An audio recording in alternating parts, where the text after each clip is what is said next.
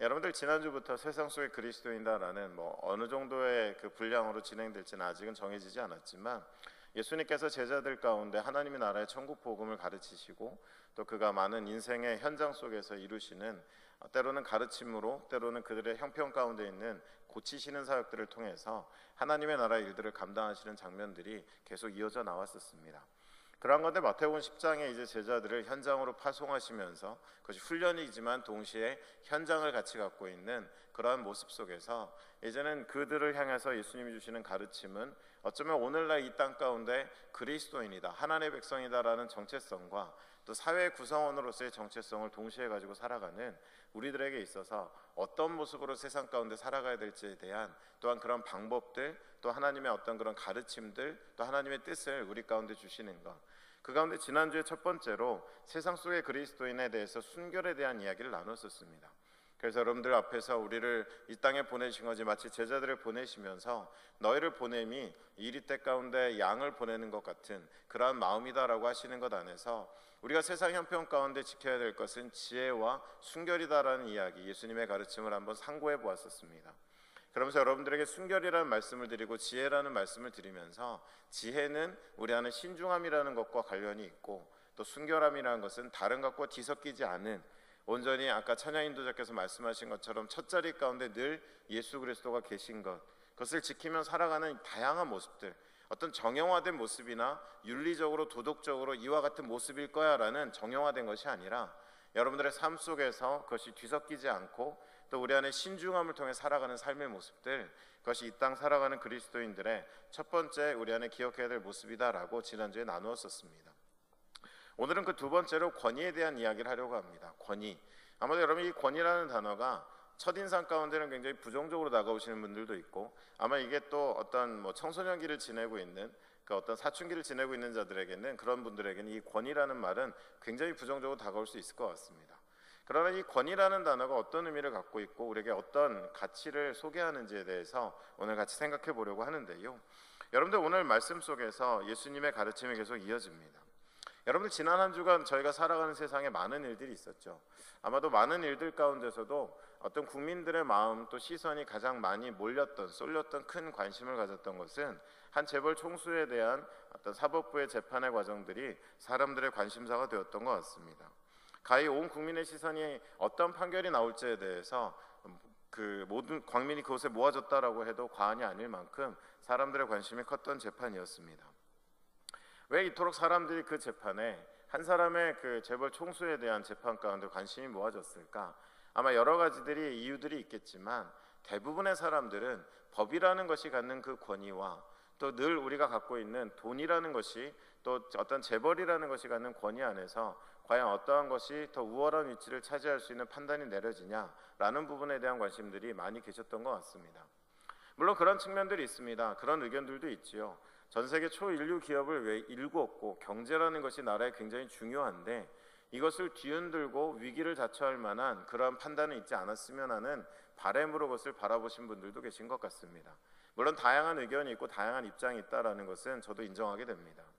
그러나 한 가지 분명한 것은요, 많은 사람들, 다수의 사람들은 역시 재벌 총수에 대한 사법부의 심판을 바라보면서 법의 권위에 대한 생각을 하게 되었을 것 같습니다. 아무리 법을 정해놨지만 우리 안에 갖고 있는 생각 가운데 일반 시민들 생각 속에는 아무리 법이 정했어도 돈이 있으면, 힘이 있으면, 권력이 있으면 얼마든지 그 법이 우리에게 요구하는 책임을 회피할 수 있고 법이 요구하는 질서를 깨트릴 수 있고 그래도 법이 요구하는 그런 어떤 심판이나 결과를 책임을 감당하지 않아도 된다라는 그런 생각이 우리 안에 있기 때문에 이번만큼은 좀 법의 권위가 서고 법이 온전한 판결을 내려주기를 바라는 마음들이 사실 다수 국민들 가운데는 있었던 것 같습니다. 아마 내려진 형량을 가지고 여러분들도 여러 가지 그 논의들을 하시면서 무겁다, 가볍다, 옳았다, 틀렸다, 다음엔 어떻게 될까라는 이야기들 많이 들으셨겠지만 적어도 한 가지 말씀드린 것처럼 이 재판이 사람들의 관심을 끌었던 이유는 다시 한번 이 법의 권위라는 것에 대해서 세상에 어떤 판결을 내릴지에 대한 관심이었던 것 같습니다. 모든 구성원들, 국가 안에 또 어떤 그 공동체 안에 살아가는 사람들에게 함께 정한 법이라는 것이 가장 큰 권위를 갖고 질서를 유지하며 쓰여져야 된다는 것은 많은 사람들이 동의하는 부분입니다. 왜냐하면 그 법의 권위가 온전히 섰을 때 비로소 질서가 잡히게 되고, 그 질서는 당장 어떠한 것보다도 많은 사람들의 삶을 보호해주고 보장해줄 수 있다라는 것들이 사람들이 갖고 있는 인식이기 때문에 법의 권위에 대한 부분들은 굉장히 중요했던 것 같습니다.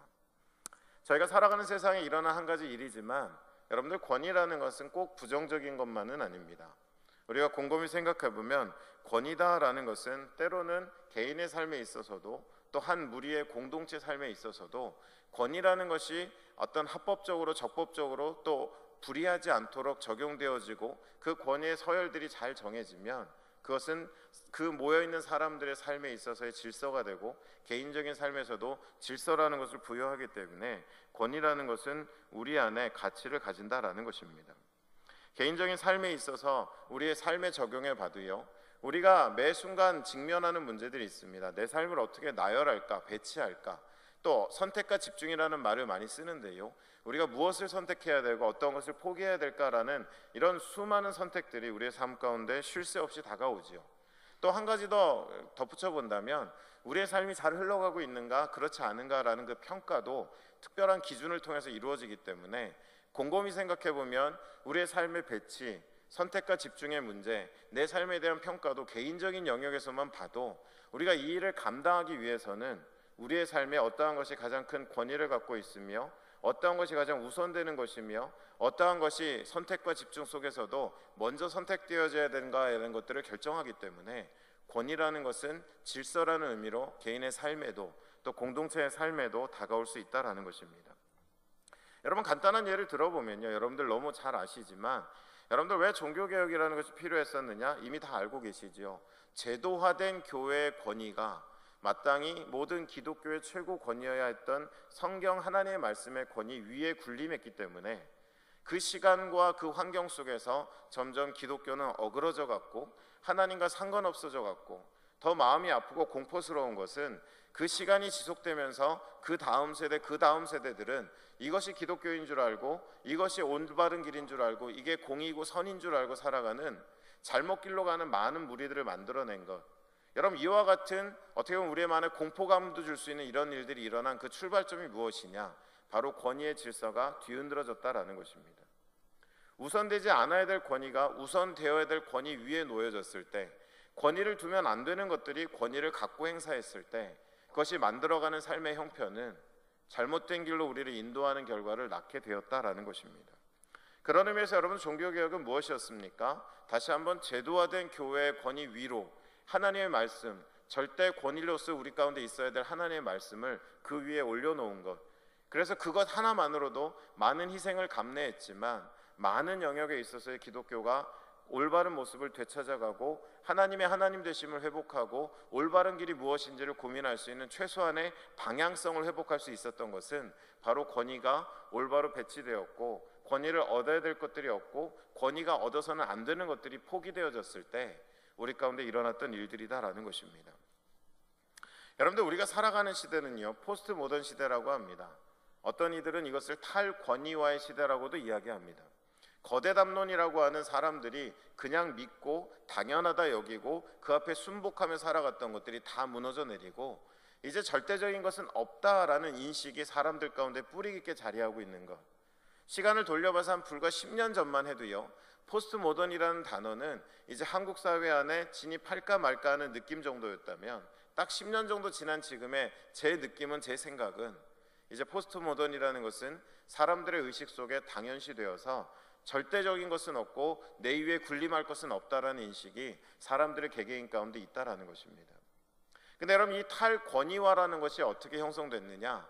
우리 안에 권위를 갖고 있던 것들이 우리 안에 삶의 변화를 일으키지 못한다라는 깊은 회의, 이것을 절대화할 이유가 없어라는 사람들의 생각이 이제는 우리 안에 모든 것들을 다 상대적으로 만들고 절대적인 것은 없어라는 의식들이 우리의 생각 속에, 사회 속에 깊숙이 자리 잡게 되었다라는 것입니다. 자유를 향한 갈망, 내 자신이 좀 더 뭔가에 매이고 싶지 않다라는 그런 마음마저 있다 보니까요, 이제는 사람들은 포스트 모던 시대를 당연하다라고 여기지만 한 가지 여러분에게 짚고 넘어갈 것은 그 자유가 우리의 삶 속에 불안을 더 가중시켰다라는 것입니다. 뭔가 모든 것들이 다 자유로워지고 용인되어지는 것 같은 모든 것이 풀어진 사회지만 돌이켜보면 제도가 있고 질서가 있고 전통이 있었던 때보다 인간 개개인이 갖고 살아가는 불안감은 더해져 가고 있다는 것입니다. 여러분, 이건 당연합니다. 인간은 늘 그렇게 살아왔습니다. 인간 스스로가 갖고 있는 잠시 잠깐의 자유를 누리려고 포기해서는 안 되고 우리 안에 삶에서 내려놓아서는 안 되는 것들을 포기하면 자유인 줄 알았는데 금방 불안해지고, 불안해지니까 뭔가를 의지해야 되고, 그래서 어쩌면 여러분들 요즘 빅피처라는 말을 많이 쓰는데요, 저는 큰 그림을 그려보면 이것이 결론은 이 시대를 지배하려고 하는 사단의 계략 가운데 큰 그림이다. 여러분, 사단도 큰 그림을 그리더라고요. 여러분, 어떤 큰 그림이냐면요, 사람들이 믿고 의지해왔던 최소한의 덕목들을 다 무너뜨리면 사람들은 것이 자유라고 생각하고 인간의 자아가 구현된다고 생각했지만, 갑작스럽게 아무것도 의지할 것이 없고 아무것도 확실한 것이 없는 시대를 살면서 사람들은 불안감이 생기기 시작했습니다. 여러분, 불안할 때 우리는 어떻게 합니까? 의지할 것을 찾습니다. 이미 우리의 안목은 영원한 것을 보고 가치 있는 것을 볼 수 있는 안목이 사라진 다음입니다. 당장의 나를 이 불안감에서 해결해 줄 수 있는 것들을 찾게 됩니다. 그것은 최근만의 일은 아니죠. 그래서 여러분, 이스라엘 백성이 붙들었던 것이 무엇입니까? 끊임없이 우상이었던 것입니다. 제가 말씀드리는 사단의 빅피처는 이런 겁니다. 시대마다 사람들에게 하나님이라는 또는 절대적으로 인간이 의지해왔던 당연한 것들을 회의하고 의심하게 만듭니다. 그리고 사람들은 것이 자유라고 생각하지만 잠시 잠깐 자유를 누리다가는 불안해집니다. 그때 이제 사단은 우리가 의지할 하나님 아닌 것들을 내어놓고는 사람들에게 수많은 종류의 우상들을 그들의 삶에 심는 것, 여러분, 이것은 어쩌면 큰 그림이고 패턴입니다. 여러분, 포스트 모던 시대가 왔어요. 여러분, 사단이 갖고 있는 마지막 카드가 뭔지 아십니까? 결론부터 말씀드리면 물질입니다. 풍요입니다. 이 땅에서의 물질과 풍요라는 것이 사람들의 영혼을 삼킬 수 있다는 것을 사단이 알고 있는데요, 이전에 한 100년 전쯤에 이것을 꺼내들면 사람들은 거절했습니다. 그때는 철학이 살아있었고 윤리가 살아있었고요, 최소한의 사람들의 질서가 살아있었기 때문에 사람들은 그렇게 속되게 반응하지 않았었습니다. 그러나 포스트 모던 시대를 지나고 나니까 어떻게 되죠? 우리 안에 자연스럽게 나오는 말이 뭡니까? 그래도 아무리 생각해봐도 일단 내 삶을 위해서는 믿을 건 돈밖에 없어라는 이야기를 이제 참 쉽게도 합니다. 여러분, 왜 그렇습니까? 사단의 빅피처입니다. 이 시대 안에 우리의 인간성을, 우리의 인간의 가치를 지탱하고 있던 많은 것들을 하나하나 회의하고 의심하게 만들고는 그것이 자유인 줄 알고 잠깐 누렸는데 우리 안에 끊임없이 밀려오는 불안감이 있었을 때 이건 어떻습니까? 라고 내어놓는 것들은 대부분 물질에 관련된 것들입니다. 그래서 여러분, 물질의 노예를 만들려고요, 물질이 최고의 권위를 갖게 하려고요, 포스트 모던 시대는 종착역이 아닌 과정이었고, 이제는 사람들의 머릿속에 인간을 가치 있게 만드는 거대 담론을 회복하겠다라는 힘은 온데간데 없고, 우리는 너무 분주하고 알게 모르게 그런 전도자들이 나타났어요. 돈밖에 없더라. 아무리 인생해봐도, 심지어는 자녀를 앉혀놓고 그럴 얘기를 하는 부모들도 있죠. 야, 인생 살아보니까 역시 믿을 건 돈밖에 없더라. 여러분, 이러한 이야기를 우리의 입술을 통해서 하게 된 것, 이런 것이 우리가 살아가는 시대 가운데 사단이 그려가는 빅피처 안에서의 우리들의 모습이다라는 것입니다. 여러분, 세상 속의 그리스도인, 우리가 살아가는 세상 맞습니다. 그럼 우리는 그 안에서 어떻게 살아야 될까? 그냥 이 땅에만 속한 자가 아니기 때문에 우리는 어떻게 살아야 될까? 그래서 저는 오늘 권위라는 것을 한번 여러분들과 점검해 보려고 하는 것입니다. 여러분, 권위의 상황에 대한 이야기들이 24절, 25절에 간단하게 나와 있습니다. 좀 여러분들이 언뜻 한국 성경 가운데, 국문 성경 가운데는 표현이 조금 확 와닿지는 않으시겠지만 어려운 이야기는 아닙니다. 이 시간 우리 한번 24절, 25절 한번 같이 한번 읽어보겠습니다. 24절, 25절 한 목소리 한번 같이 읽겠습니다. 함께 읽겠습니다. 제자가 그 선생보다 또는 종이 그 상전보다 높지 못하나니 제자가 그 선생 같고 종이 그 상전 같으면 조카도다. 집주인을 바알세불이라 하였거든 하물며 그 집 사람들이랴. 여러분, 지금 무슨 이야기를 하고 있는 거냐면 첫 번째 24절 어렵지 않습니다. 너무 당연하죠. 권위라는 관점에서 보면요, 스승보다 또 종보다 그 상전이 그리고 그 스승이 높다라는 것, 여러분, 이 관계들은 너무나도 자명하고 누구나 이해할 수 있는 부분입니다. 근데 이것이 굉장히 바람직하게 또는 가장 이상적으로 바라봤을 때는 25절에 보니까 이제는 그와 같이 분류되어지고 같은 무리로 묶여지는 것, 스승과 제자, 종과 상전이 이제는 하나로 묶여지는 것이 너무도 마땅한데, 이 시대 상황이 어떤 상황이냐 하면 이제 많은 유대인들 또 많은 적대하는 사람들이 예수님이 일으키시는 이 이적들을 바라보면서 뭐라고 말하기 시작했냐 하면 예수님을 바알세불이라고 부르기 시작했습니다. 여러분, 바알세불이라는 이름이 여러분 어떤 의미이냐면요, 지금 혹시 식사를 하셨거나 식사를 하실 예정인 분들한테 굉장히 중요하지만 다른 고상한 단어가 없습니다. 여러분, 바알세불은 뭐냐? 똥의 신이란 뜻입니다. 죄송합니다. 여러분 혹시 식전이나 식훈이시면, 근데 제가 최대한 좀 품 있는 단어를 좀 바꿔보려고 그랬는데 없습니다. 아이들은 되게 좋아하는 단어인데 저희 집에서는 제가 웃기려면 이 말만 쓰면 무조건 애들이 웃습니다. 근데 여러분, 똥의 신이라는 것은 뭐냐면요, 요번만 한 번 더 쓰겠습니다. 어떻게 보면 신 중에도 신의 신격화된 존재 가운데 세상의 모든 의로운 것들을 더럽히고 오염시키는 가장 악하고 가장 추잡한 신의 모습이다라는 의미를 갖고 있습니다. 바알세불이라는 말에 붙어있는 바알이란 단어 여러분 좀 들어보셨죠? 바알이란 단어는 뭡니까? 풍요의 신이라는 뜻입니다. 원래는 페니키아 지방에서 두로라는 지방 가운데 쓰여졌던 풍요의 신의 이름이지만 이 바알이란 이름이요, 굉장히 전달력이 강해서는 나중에는 예수님의 시대뿐만 아니라 그 이전부터 성경의 무대가 되는 모든 지역 가운데 바알이라는 풍요의 신의 이름은 조금씩 모양을 바꾸면서 전파되기 시작해서요, 각 시대마다 풍요의 신이 존재하는 출발점이 됐던 것이 바알입니다. 그럼에도 불구하고 여러분, 고상한 척하는 종교인들은 지금 뭐라고 이야기하는 것이냐? 예수님이 뭔가 특별한 일을 하는 것 같은데 예수님이란 존재 자체는 누구냐? 바알세불이다. 더러운 신이고 뭔가 천박하고 추잡하고 하나님의 거룩함의 반대편에 있는 신이다라는 의미를 계속 예수님이 하시는 일들 가운데 그들이 붙여주는 이름이다라는 것입니다. 그리고 상대적으로 그들과 함께 예수님과 함께하는 제자들도 이제는 한 통속이다, 한 무리다라고 이야기하고 있습니다. 여러분, 어쩌면 우리가 세상이 예수님을 어떻게 부를지는 몰라도 우리가 예수님과 하나로 묶인다는 것은 굉장한 좀 역설적이지만 영광이고 은혜입니다. 세상이 바라볼 때 정말 예수님한테 속한 자고 예수님으로 가득 채워진 사람이다라는 것은 비록 세상이 예수님의 이름을 어떻게 부를지는 모르지만 적어도 묶인다라는 것은 우리에게는 은혜이고 영광이다라는 것을 여러분 기억하셨으면 좋겠습니다. 근데 여러분 한번 들여다보면요, 왜 이 사람들이, 저는 이 장면이 굉장히 아이러니하다라고 생각하는데요, 여러분 지금 하나님을 잃어버린 사람들은 누굽니까? 종교인들입니다. 근데 그들은 자신들의 의로움을 보장받기 위해서 그 상대편에 서 있는 예수님을 뭐라고 얘기해요? 바알세불이라고 이야기하고 있습니다. 하나님 앞에서 자신들의 모습, 자신들이 믿는 하나님이 옳다라는 것을 지키기 위해서 지금 예수님을 깎아내릴 수 있는 가장 천박한 표현으로 깎아내리고 있다라는 것입니다. 여러분, 제가 왜 이것을 아이러니하다라고 이야기하냐면요, 이스라엘의 왕들이 끊임없이 숭배해왔던 것은 바알신입니다. 아스타롯입니다. 여러분, 그들은 왜 풍요의 신 앞에 하나님을 잃어버리고 더는 하나님의 권위가 그들의 역사, 그들의 민족과 나라 가운데 있지 아니하고 그들은 우상을 섬기게 되었을까? 여러분, 우리는 가끔 이런 생각해요. 우상 섬기는 왕들을 떠올리면서 막 악마에 뒤덮이고 굉장히 악하고 이런 걸 생각하는데요, 여러분 객관적으로 볼 필요가 있습니다. 그 시대의 왕들이 여러분 우상 숭배한 이유가 뭘까요? 막 악하고 악마적인 그 영에 지배받아서요. 맞지만 여러분, 우리가 그렇게 몰아갈 것은 아닙니다. 그들은 그것이 그 나라를 이롭게 하는 일이라고 믿었던 것입니다.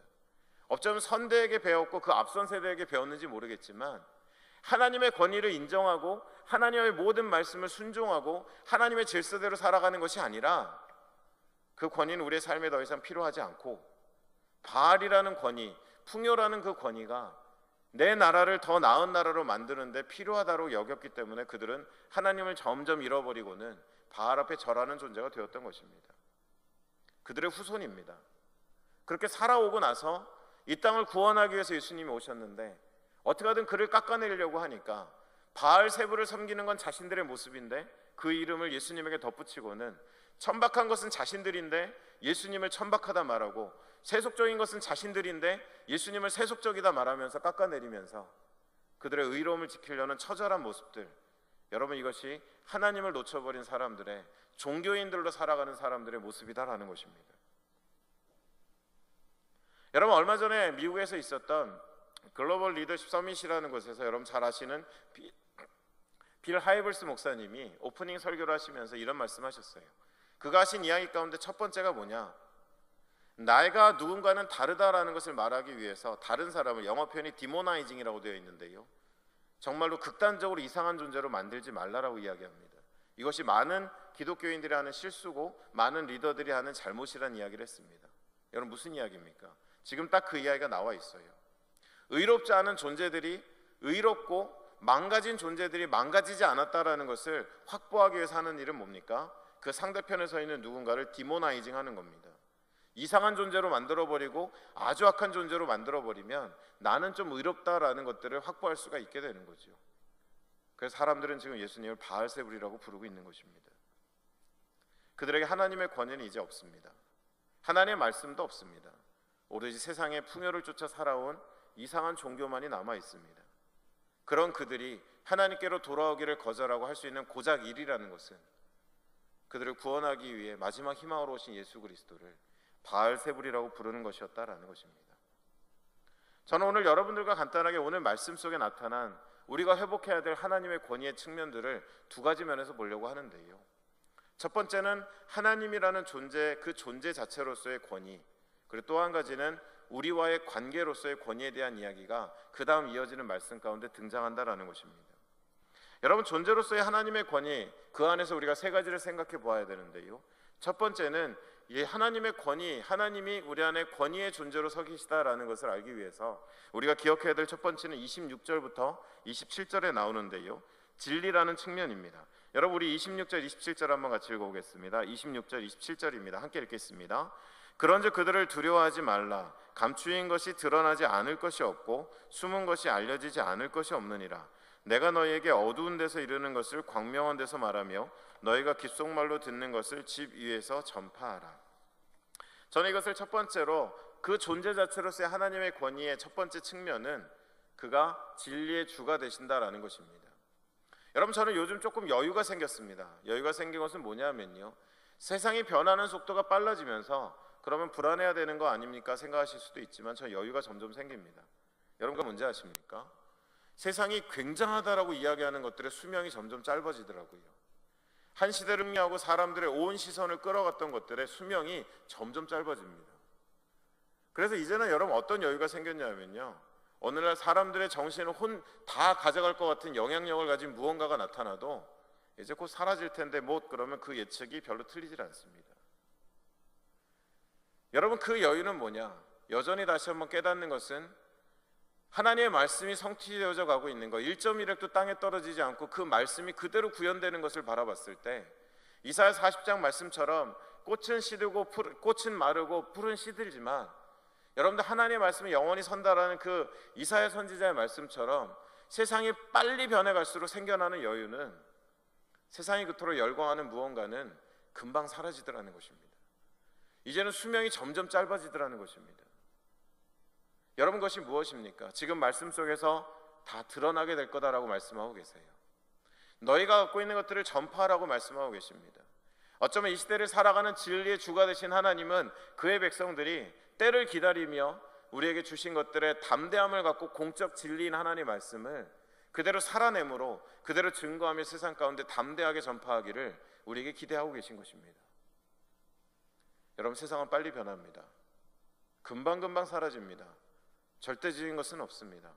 그래서 여러분, 역설적이지만 제 마음 가운데 조금씩 오히려 더 여유와 담대함이 더해져 갑니다. 왜냐하면 확인하기 시작했어요. 하나님 말씀 외에는 절대적인 것도 영원한 것도 없다라는 것을 이 시대가 점점 우리에게 보여주고 있다라는 것입니다. 하나님의 권위의 첫 번째는 진리라면요, 두 번째는 무엇이냐? 심판의 주가 되신다라는 것입니다. 여러분, 28절 한번 같이 읽어볼까요? 28절입니다. 함께 읽겠습니다. 몸은 죽여도 영혼을 능히 죽이지 못하는 자들을 두려워하지 말고 오직 몸과 영혼을 능히 지옥에서 멸하실 수 있는 이를 두려워하라. 여러분, 기독교 안에 심판이 사라졌다라는 한탄이 많이 나오고 있습니다. 여러분, 세상 끝에 심판은 있습니다.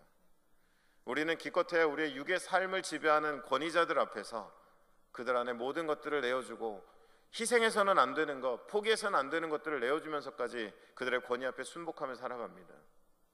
그러나 여러분, 우리는 기억해야 합니다. 우리의 이 세상 끝에, 우리의 인생 끝에는 심판의 주가 계시고 우리의 육신만이 아닌 우리의 영혼마저도 죽이고 살리는 것들 안에 절대 권한을 가지신 하나님이 계시다라는 것, 여러분, 그것이 하나님의 존재로서의 또 다른 권위, 심판의 주로 우리 가운데 계시다라는 것입니다. 마지막 세 번째가 29절에 나와 있습니다. 29절 말씀 한번 같이 읽겠습니다. 함께 읽겠습니다. 참새 두 마리가 한 아시리온에 팔리지 않느냐? 그러나 너희 아버지께서 허락하지 아니하시면 그 하나도 땅에 떨어지지 아니하리라. 존재로서의 하나님의 권위, 첫 번째는 진리였고요, 두 번째는 심판이었다면 마지막 세 번째는 무엇이냐? 바로 역사의 주관자가 되신다라는 것입니다. 세상의 어떤 일도 하나님이 알고 계시고 주관하고 계신 것 밖에 있는 것들은 없습니다. 모든 것들은 하나님의 영어로 언더 컨트롤, 주님의 지배 아래, 통치 아래 있다라는 것입니다. 여러분, 이것은 우리가 예배하고 우리가 기도하고 하나님의 때를 기다릴 수 있는 우리의 믿음의 문제 가운데도 중요한 것입니다. 아무리 지금 눈앞에 펼쳐진 상황이 절망적이고 아프고 힘들더라도 우리가 그 상황을 이길 수 있는 것은 하나님은 뭐 하시지라는 원망이 아니라 이것마저도 하나님의 통제 아래 있고 하나님의 계획 아래 있다는 것을 우리가 믿고 이겨내면 우리가 생각하는 것보다 훨씬 짧은 시간 가운데 하나님은 그것을 이기고 나아갈 수 있는 길과 능력을 우리 가운데 공급하신다라는 것입니다. 여러분, 하나님은 진리의 주가 되십니다. 하나님은 심판의 주가 되십니다. 하나님은 역사의 주관자가 되십니다. 그렇기 때문에 하나님은 그 존재 자체로 우리의 삶 가운데 가장 큰 권위로 계실 자격을 갖고 계시다라는 것입니다. 여러분, 제가 참 자주 받는 질문이 있어요. 그것이 뭐냐 하면요, 예정론과 자유의지에 대한 관계에 대한 질문은 매년 있는 것 같습니다. 특히 청년들이요. 예수님이, 하나님께서 우리에게 자유의지를 주셨는데 하나님이 모든 것들을 아시는 전지전능하시다면 우리의 다음 행위를 다 알고 계신데 왜 그것을 방치하고 마치 우리를 놀리시는 것처럼 우리가 다음에 무슨 일 할 줄 아는데 왜 그대로 내버려 두시고 우리를 방치하시냐는 질문을 저는 굉장히 자주 받습니다. 여러분, 이 문제 고민해 보셨습니까? 날 놀리는 건가? 네가 한번 해봐 그리고 뒤에서 너 그렇게 될 줄 알았어 라고 계신 하나님을 그리십니까? 여러분, 이것은 역사의 주관자다라는 하나님과 관련이 있습니다. 여러분, 하나님 우리에게 자유의지를 주신 이유는 뭘까요? 존중입니다. 저도 여러분들 청년들을 지금 돕고 있지만 청년들에게 뭔가 하라는 강요를 하지 않는 이유는 제가 게을러서가 아니라 20살을 넘긴 청년들은 아무리 제 눈에 어려 보여도 그들은 존중받아야 되기 때문에, 존중하기 때문에 자율권을 주는 것입니다. 하나님 우리를 존중하신 거예요. 하나님이 지으신 인간을 가장 가까운 곳에 가장 위대한 것으로 지으신 인간에게 주신 변하지 않는 존중은 자유의지입니다. 그렇다면 예정은 무엇이냐? 전지전능하신 하나님의 그 알고 다스리시는 능력과 그 지식을 벗어나는 일은 없다라는 것. 우리가 어떤 선택을 해도, 우리가 아무리 어떤 것들을 하여도 종래 역사의 주관자라는 의미는 하나님의 뜻이 이루어진다라는 것입니다.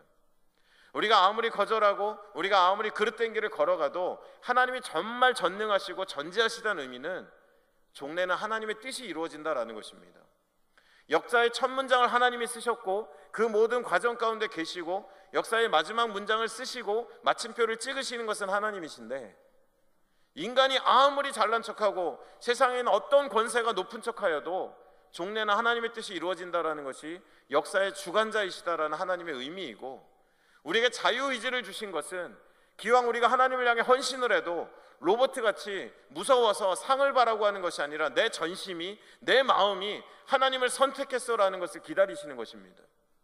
때로는 우리의 인생 가운데 고난을 주시고 실패를 주시는 이유도 로봇같이 우리를 다루시는 것이 아니라 상 주니까 좋아서 잠깐, 벌 주시니까 두려워서 잠깐이 아니라 정말 전인격으로 하나님을 예배하고 하나님을 존중하기를 원하시기 때문에 기다리시는 것입니다. 여러분, 우리는 그 하나님의 존중을 감사해야죠. 왜 우리를 이와 같이 내버려 두냐고 원망해서는 안 됩니다. 하나님 우리를 존중하시는 거예요. 정말 전심으로 예배할 때까지, 깨달을 때까지 기다리시는 것입니다. 여러분, 그 기다림은 쉽겠습니까? 여러분, 이것만으로 하나님은 우리 안에 최고의 권위를 가질 존재가 되시는 거예요. 근데 여러분, 정말 은혜인 것은요, 아무리 큰 권위도 나와 상관없으면 작동하는 권위가 아니잖아요. 여러분, 이어지는 말씀이 어떻습니까? 이것이 두 번째 측면인데요, 관계로서의 권위. 여러분, 30절 31절 한번 같이 읽어볼까요? 30절 31절 한번 같이 읽겠습니다. 함께 읽겠습니다. 시작.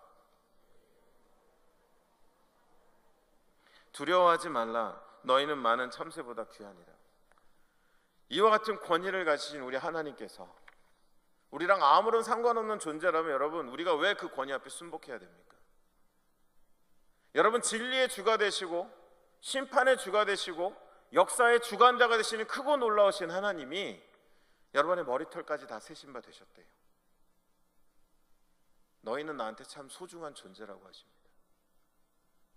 그래서 여러분, 하나님의 권위는 하나님의 존재로서와 우리와의 관계로서의 두 가지 면을 다 갖고 있기 때문에 우리의 삶에 어떠한 것도 비견할 수 없는, 우리의 삶의 첫 자리를 기쁜 마음으로 내어드려야 하는 우리 안에 절대 권위가 되어야 한다는 것입니다. 여러분의 머리털까지 다 세신 바 되시고 여러분의 존재 자체를 다른 것과 비견할 수 없는 소중한 존재로 여기 계신 그 하나님, 그 관계로서의 하나님과의 여러분의 관계를 우리가 기억할 때 하나님은 우리의 삶에 다른 것과는 비견할 수 없는 권위가 되어진다라는 것입니다. 여러분, 말씀을 정리하겠습니다. 여러분, 앞서 바알세불이라는 예수님에게 오욕적인 이름을 붙인 사람들의 이야기를 서두에 했었죠. 근데 여러분, 이 바알이라는 단어가 나중에 번식을 놀랍게 합니다. 풍요를 바라고 이 땅에서의 부함을 바라는 이 바알이라는 단어는요, 이제 여러분 많은 파생어들을 만들어 가지고요, 나중에 여러분에게 말씀드린 것뿐만 아니라 바알이라는 이름이 붙어있는 많은 것들이 등장하게 됩니다. 바알베릿, 바알부올, 바알세불, 이제는 바알이라는 접두어를 붙여서 수많은 신들이 등장하게 됩니다.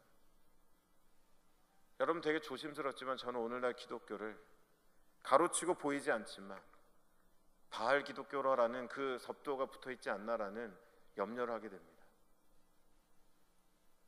진리도 던져버리고 심판대 앞에 설 것도 잊어버리고 역사의 모든 것들이 결론 하나님 말씀으로 귀결됐다라는 것도 우리가 잊어버리고 그 옛날 우리가 조롱하는 이스라엘 백성처럼, 이스라엘 왕들처럼 하나님의 권위가 내 삶에서 무너지고 나니까 솔직히 불안하니까 기댈 게 필요하고, 그러다 보니 이 땅 가운데 사람들이 이야기하는 풍요와 물질이란 눈에 보이는 것들 안에 우리는 절대 권위를 두고 우리의 삶의 모든 것들을, 선택과 집중을, 삶의 배치를, 우리의 삶의 평가를 거기다 맞추고 살아간다면, 그러면서 우리가 기독교인을 자처한다면 여러분, 그것은 바알 기독교입니다.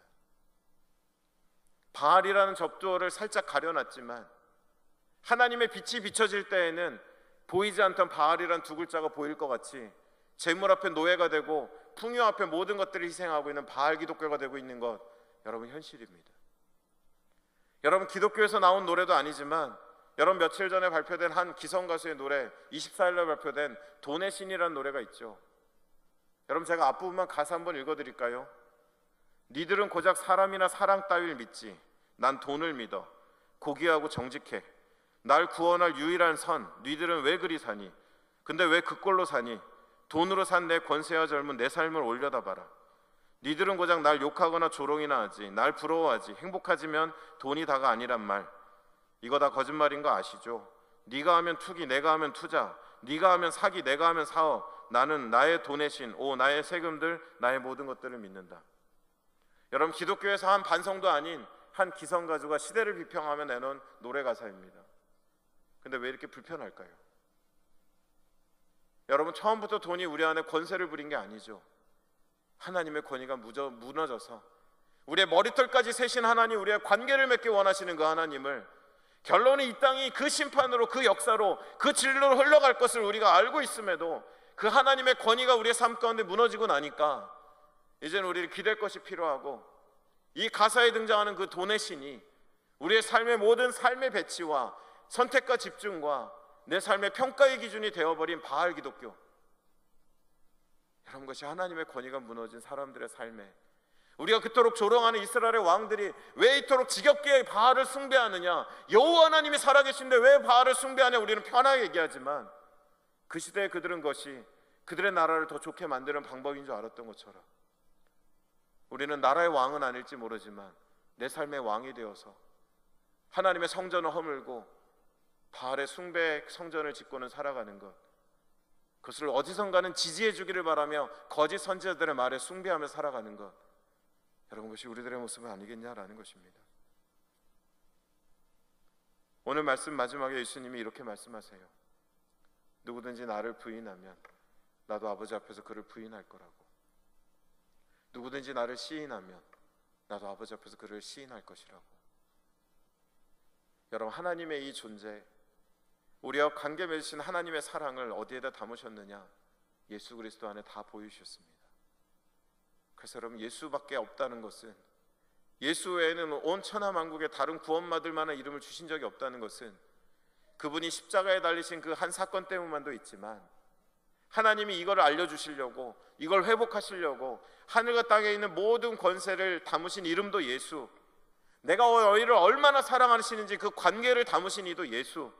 그래서 그 예수 그리스도를 깨닫고 그 예수 그리스도를 믿고 의지하며 살아가는 사람들, 그들의 삶 속에는 제 아무리 돈의 신이 지배하는 이 시대이고 최고의 권위로 존재하는 시대이지만 거룩한 순교를 각오하고 이 땅 가운데 권위라는 것을 온전히 지키며 살아가는 세상 속의 그리스도인들, 하나님이 기대하신 하나님의 백성들의 삶이 그들 가운데 이루어질 것이다 라는 것입니다.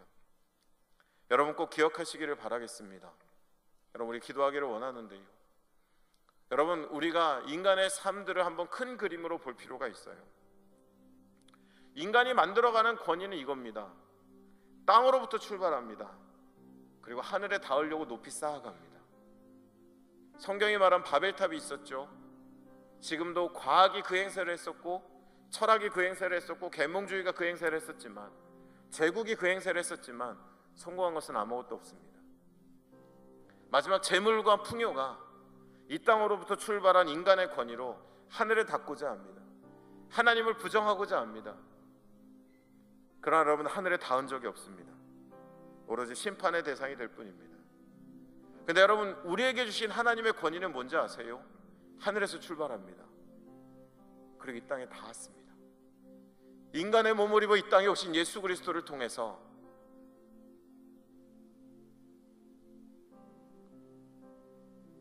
이 땅의 역사의 주관자가 누구이고 이 땅에 있을 심판을 피할 수 있는 유일한 길이 무엇이고, 아직도 내가 너희를 still love, 얼마나 사랑하고 있는지를 보여주신 그 권위, 인간의 어리석은 권위가 끊임없이 하늘을 향해 쌓아 올리다가 무너지는 것이라면, 우리에게 주신 하나님의 권위는 저 하늘로부터 출발하여서 이 땅의 육신을 입어 오신 예수 그리스도, 그래서 오직 예수입니다. 그게 우리를 살릴 수 있고, 그게 우리를 올바른 길로 인도할 수 있고, 그냥 종교적인 여러분 신봉의 대상이 아니라 구원받을 만한 다른 이름이 없습니다. 그래서 우리는 입술이 아니라 우리의 삶으로 시인해야 됩니다. 예수 그리스도. 우리의 입술이 아무리 시인해도 우리의 삶이 그 이름을 부인하면 마지막에 하나님 앞에 우리의 이름은 기록되어 있지 않습니다. 그래서 예수님이 마지막에 말씀하신 거예요. 너희가 나를 시인하면 중보자인 나는 너의 이름을 내 아버지께 올려드릴 것이고, 너희가 나를 부인하면 너의 이름은 하나님의 생명책에 기록되어 있지 않을 것이다 라는 것.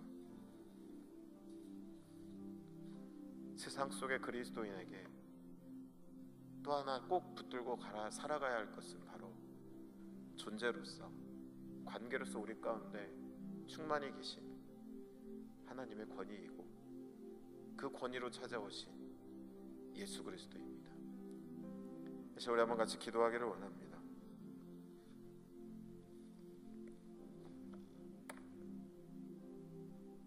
하나님의 권위가 내 삶 가운데 회복되기를 원합니다. 주님, 돈의 신이라는 노래가 울려 퍼지는 이 시대 한복판에서 하나님의 권위가 무너지니까 사단이 만들어놓은 그 큰 그림 안에서 나는 끊임없이 믿을 것은 돈밖에 없다라고 믿고 살아가는, 주님, 나를 구원하소서, 나를 도와주소서. 내가 예수의 이름 부를 때 나를 인도하여 주시며 나를 진정한 구원으로 이끌어 달라고. 우리 한번 같이 기도하겠습니다. 함께 기도하겠습니다.